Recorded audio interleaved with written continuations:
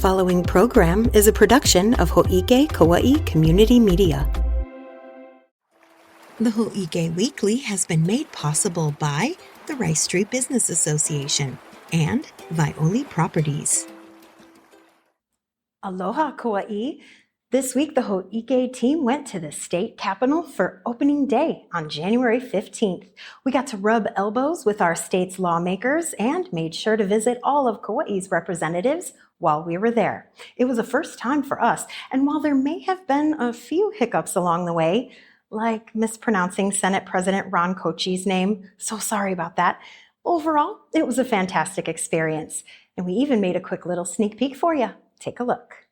Media, we're the public access channel on Kauaʻi, and we would like to offer you some salts from our island so you can season your food. Oh, I thought you were giving me a hug. Okay, You're cool. very welcome. Yes. All right. Aloha, Kauaʻi. We are on Oahu today. I'm Trisha Allen. And I am Olivia Franco. And it is opening day in the state capitol. We're going to be interviewing a lot of the Congress people and senators that are in government and watching opening ceremonies coming up soon. It's a big day. You ready? I am ready. Let's do it. Let's do it. Our main goal was to make sure that we interviewed everybody representing Kauaʻi at the event and also not screw up too bad. Aloha. I'm Trisha Allen, standing here with Representative Luke Evslin, Senate President Ron Kauchi to my right, Representative Dee Morikawa. Look who we found at the state capitol. It's Mayor Derek Kawakami. From Majority Leader to Speaker of the House, Nadine Nakamura. What is the best piece of advice that you ever ignored? Oh my God. I was thinking maybe we were going to talk about policy there. Don't run. Back in 1982, I was 24 and they told me I was too young. I never ignore advice, but I don't necessarily do what the advice asks me to do. I think Speaker said it the best. We have to make sure that we see the good in people. I do have a little bit of a lighter question for you. If you could fill in the blank for me, the older I get, the more I want to go surfing. Yeah, the older I get, the more I want to spend time in the ocean and catch as much waves as I can. The more I exercise.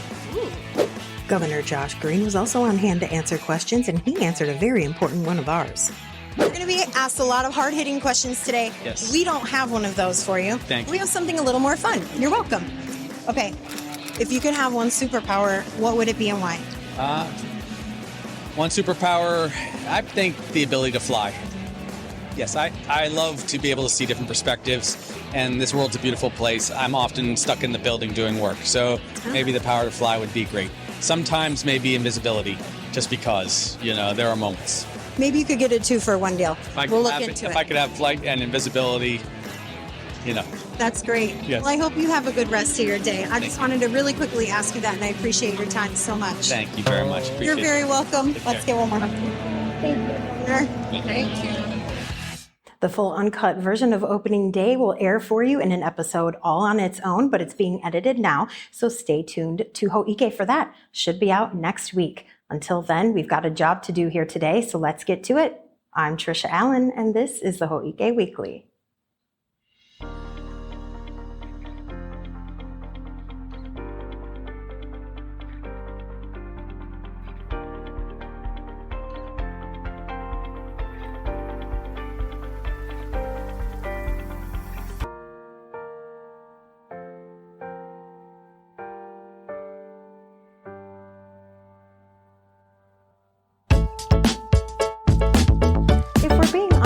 We know you're mostly interested in all the fun events on the way here coming up in the next week, so let's just dive into all what's coming up next. On the fourth Saturday of every month, the Alakoko Makers Fair takes place at the Ulu Room in 4286 Rice Street in downtown Lihue. On Saturday, January 25th, there'll be plenty of clothing repair and upcycling happening there from 3 to 6 p.m. More info on this event can be found at downtownlihue.com. The Outrigger Kauaʻi Beach Resort and Spa will be playing host to Mr. Sammy Johnson on Sunday, January 26th, as he performs all of his island favorites for an all-ages show on Sunday, January 26th. Doors open at 6:30 p.m. Ticket and showtime information can be found at sammyjohnsonkauaʻi.eventbrite.com. January is Mu'u month. As you know, we had the founder, Shannon Hiramoto, on the show last week. And this Sunday, January 26th, the Kauaʻi Historical Society is holding an event at the Kanaloahuluhulu Meadow in Koke'e. It's Mu'u in the Meadow, and it begins at 10 a.m. Registration is open for a substance abuse and youth empowerment class taking place on Friday, January 31st. The Hō'ike Coalition is teaming up with Hale Oʻpio for this interactive prevention education class, focusing on how choices now, including the use of drugs and alcohol, impact people's story and legacy. The event is from 3 p.m. to 4:30 p.m. at the Hale Oʻpio Kauaʻi location on Umi Street. You can scan the QR code on your screen to get specifics. Digital literacy is something that's been growing in importance for a large number of Kauaʻi residents. Knowing how to navigate the internet safely and effectively use technology can be daunting and frustrating since things change in advance so quickly. Thankfully, some federal grants are funding a project that can help anyone with these sort of struggles. Our in-studio guest today is Mr. Bert Lum. He's with the state of Hawaii in the Hawaii Broadband and Digital Equity Office, and he's going to tell us about some classes that are coming up on island. Good morning, Bert. How are you? Good morning. Good morning. Good to be here. Well, we're very happy to have you in the studio because you can tell us about these digital equity classes that have been happening. Now, last year, there was a bunch of digital equity classes that were taking place at the libraries across the island. Are these classes like those classes? Well, so this particular set of classes was funded through a Department of Labor earmark that came from Congressman Ed Case. And that particular grant helped to fund the libraries and adult schools to offer these classes. So it's kind of a separate project from the project that I'm working on, but we actually are helping to promote these particular classes. So they're going on right now, and they will go on till May of 2025. Ooh, that's a long time. And they're different classes, right?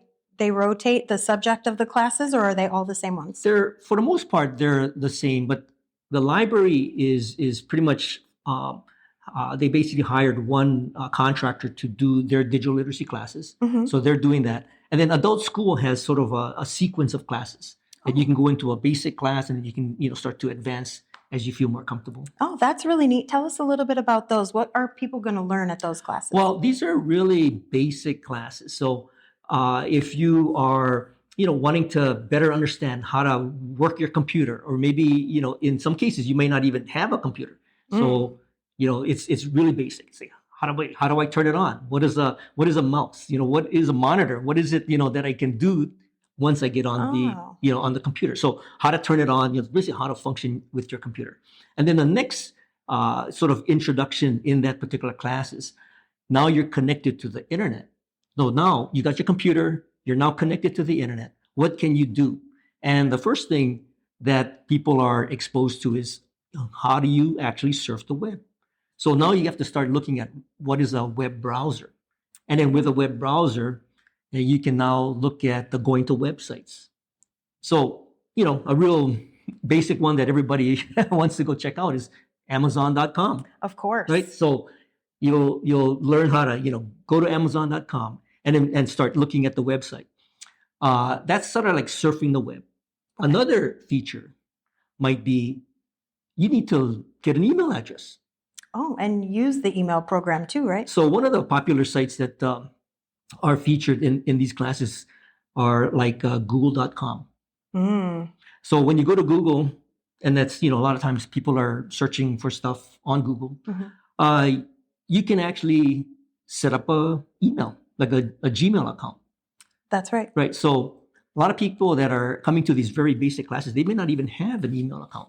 So if you want to start to actually learn how to use email, first thing you got to do is get an email account.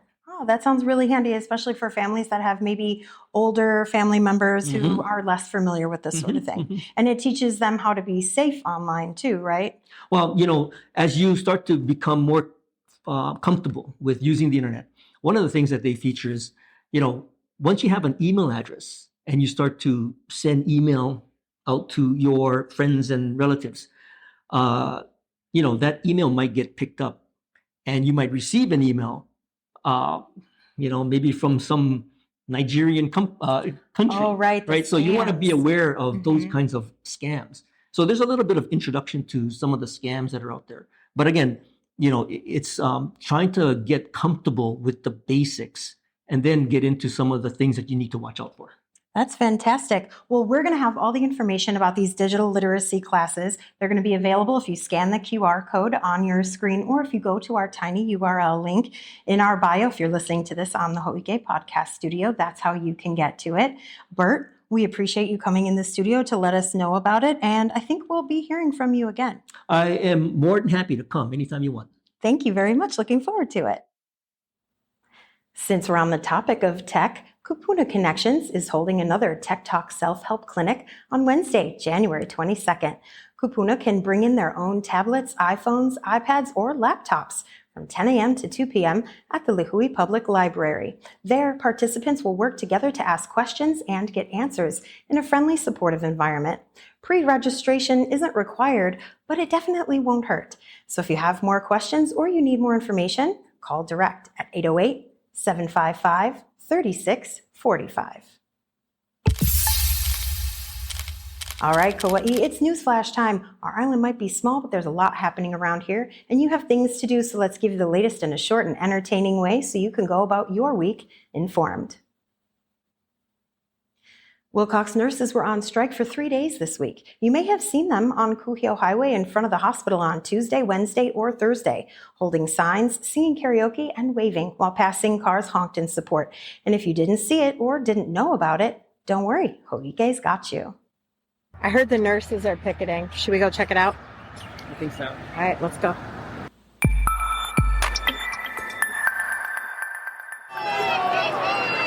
Nurses at Wilcox were on strike for 3 days from January 14th to the 16th. And while they waved picket signs in front of Wilcox Medical Center and played music, we stopped to ask them what all the fuss was about. My name is MJ. I've been a nurse for Wilcox for about 30 years. And we are here outside our facility to really ask for a better or safe staffing for our patients, for our community. We would like that ratios, the same ratios that Hawaii Pacific Health have given to our sisters hospitals in Oahu, which is 1:4-5. Really, we're asking 1:5 ratio, and that gives us additional 2 minutes to take good care, deliver great care to our patients. So here on Kauai, on the MedSurg unit, we have a mix, telemetry, oncology, pediatrics, are all on the same unit, versus on Oahu, there are different units that host like purely oncology patients, purely pediatric patients, purely telemetry patients.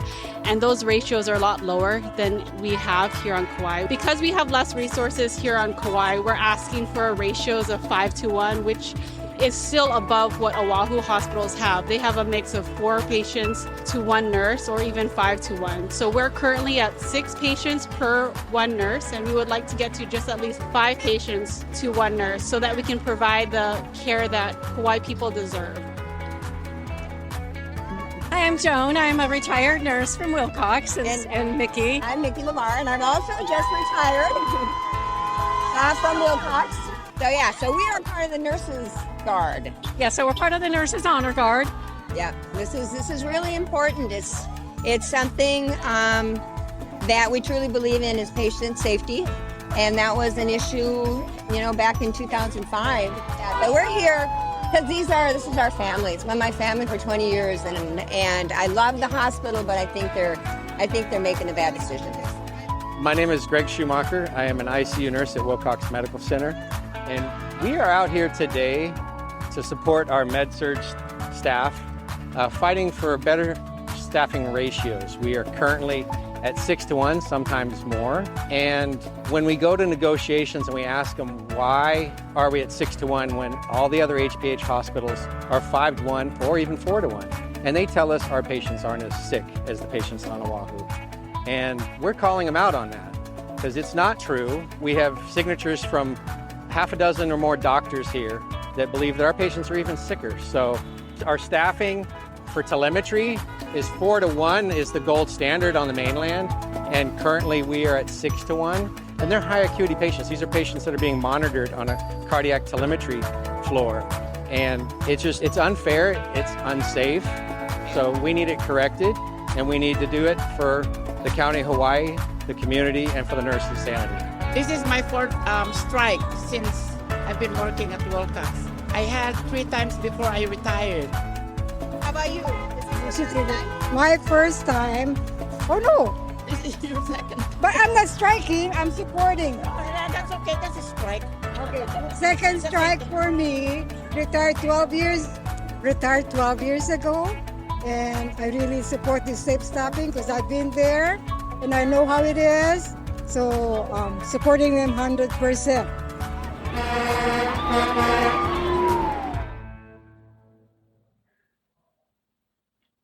And you know you can always keep it here on Hō'ike for updates on that developing story.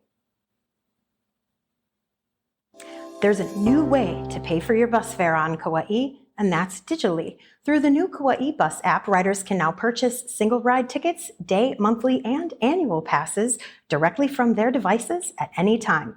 In addition to the app, onboard ticket validators have been installed across the Kauai Bus fleet. The app generates a ticket that is then scanned at the newly added ticket validators once you board the bus. It's time for the tennis and pickleball courts at Puhi Park to get their facelift. From now until the second week in May, the courts will be closed for resurfacing work and other upgrades.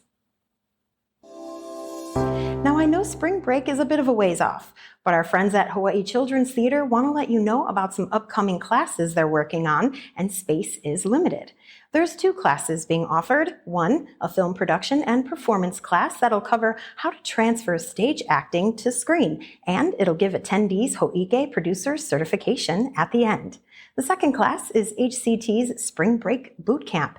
Participants attending this class will dive into the world of theater, and by the end of the week, they'll take the stage to showcase their talents in a live performance. No prior experience is needed for either class, but like I said, space is limited. More information can be found at hctkauai.org. All right, Kauai, that's all the Hō'ike we have for you this week. I'm Trisha Allen. Don't forget, we've got more updates on opening day. Check out those digital literacy classes at all of the libraries across the island. And in the meantime, we're wishing you love and aloha. The weekend's here. Hō'ike Kauaʻi Community Media's president and CEO is Allegra Gaines. Administrative assistant, Leiko Someda. Production and education services by Roger Olson. Production and IT services by Max Richardson. News and events producer, Trisha Allen. County producer and social media manager, Olivia Franco.